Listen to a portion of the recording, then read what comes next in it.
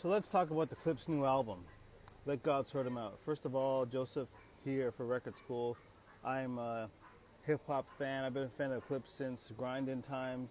I'm a big fan of the album. My favorite Clipse album is Hell Hath No Fury. That song Nightmares. Hello New World, here we come on them Twinkie trains on the hood saying I'm on my way. I'm also a big fan of the Re-Up Gang mixtapes. In my record library at home, I have some of the 12 inches, stunting them and studying y'all, wamp, wamp, all that. I'm a Clipse fan. I'm doing this review in Paris, actually. I was fortunate and blessed enough to be able to be here. So, in this, it's kind of a apropos location to do this review because, the Clipse are connected to Pharrell Williams and Paris and Bernard Arnault, LVMH, Louis Vuitton, Hermes. What's LVMH? Louis Vuitton, Hermes, Moet, Hennessy, all that Parisian opulence, right? They're connected to that. They're actually sponsored by that, in my opinion. So I'm like, yo, let me talk about the album while I'm here. So shout out to people like West Side Gun who, are all about the Parisian opulence and all that kind of stuff. I'm here in the section of Paris which is called Little Africa. So kind of cool thing is there's none of that foolishness, shishiness around, But anyway, I also want to call into this little review James Baldwin. He's a black man, writer, legend who came to Paris to escape a lot of the Jim Crow era situation that he was dealing with. All right, so the new album, Let God Sort Him Out. It's a good rap album. The Clipse are on it, and the beats are really cool, produced by Pharrell Williams. My issue is, why aren't we evolving? Because I'm someone that's really very conscious of evolution. As a black man whose ancestors fought colonialism, just came from Kenya 2 days ago, reading about the Mau Mau colonialism that's happened there. Dedan Kimathi, his wife, Mukami Kimathi, sorry, not Kimathi, Kimathi. Dedan Kimathi, his wife, Mukami Kimathi. As black people, we come from ancestors who fought the struggle, who fought against colonialism and colonial systems. Toussaint Louverture, he was leader of the revolution in Haiti that fought against France, right? To free themselves from slavery. So this is kind of who we are. And as rap people, as people who are part of the hip hop culture, this is who we are as well. Whether it's Pharrell Williams, myself, Malice, Pusha T, we always have to be conscious of that, in my opinion. So I'm wondering, especially since we are, me and all the members of the Clipse and Pharrell, all of us are over 45 years old. So I'm wondering, how do we evolve, or how do we really honor the evolution of being a grown black man when you're over 45 and participating in rap culture? My way of doing it is asking questions and really thinking about this stuff and reading about our ancestors, right? I listen to other things. I listen to Gil ScottHerren a lot. I listen to Killer Mike a lot because I feel that Killer Mike has really demonstrated being a dope boy, but also evolving into a very balanced black man, conscious black man. He's one of my favorites. And then I reflect on people like Gil ScottHerren. And I think about the Clipse. I really paid attention to them, especially when Malice left. And he put out his book called Wretched, Pitiful, Poor, Blind, and Naked. I read the book. Actually, I audiobooked it. But I paid attention to his message. And he was all about the Bible and moving away from dope boy culture. And now he's back into it. And I don't understand how they can make songs about dope boy culture.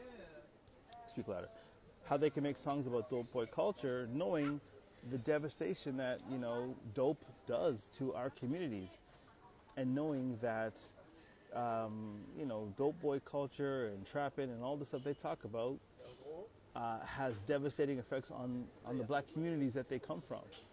I don't understand why, but what I do understand is that they're paid employees, right? They make good rap songs that, they make good rap songs, whatever, that perpetuate certain ideas. my tension, and it's, a lot of people do, so does Young Thug, so does T.I., so does whoever.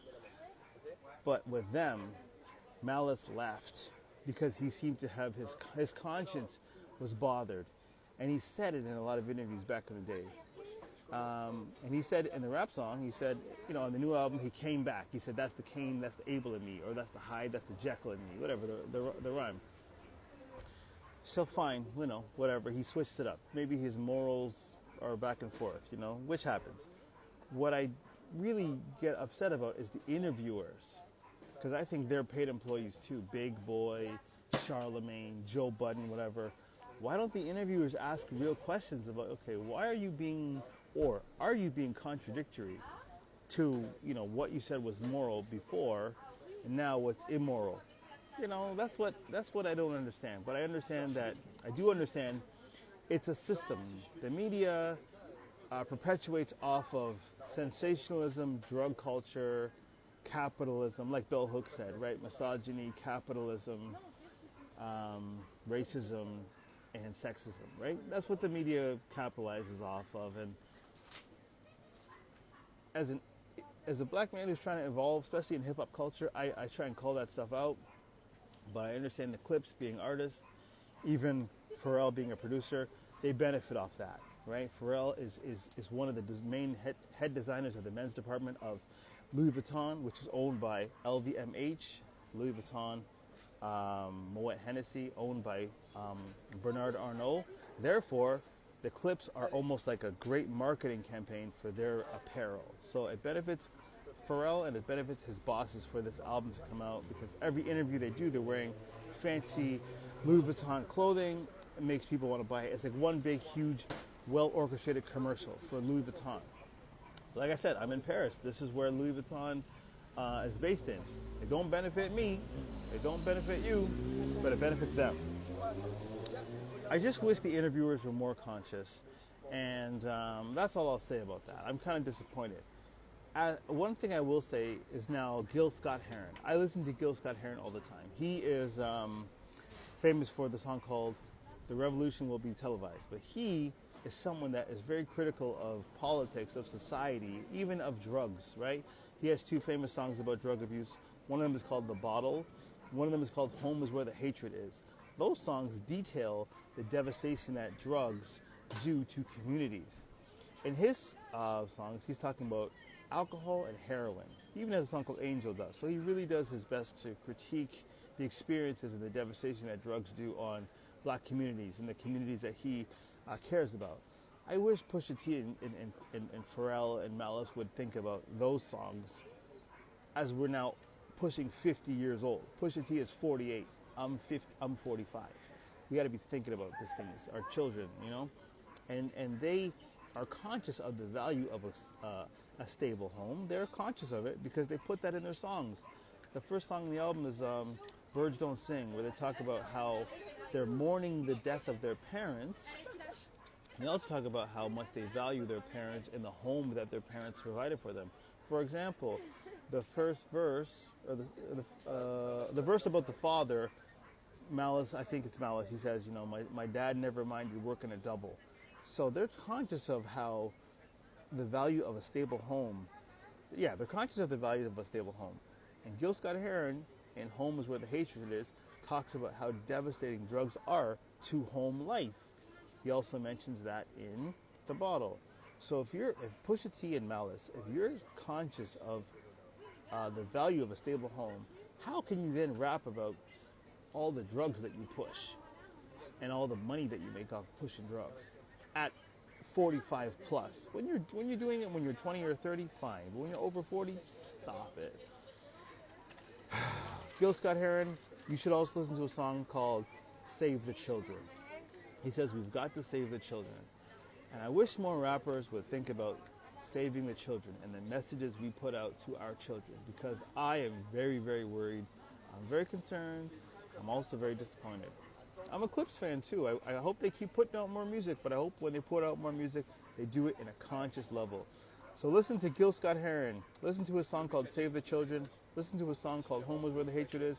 Listen to his song called "The Bottle," and please evolve. Thank you so much. Holla back. This is Joseph for Record School.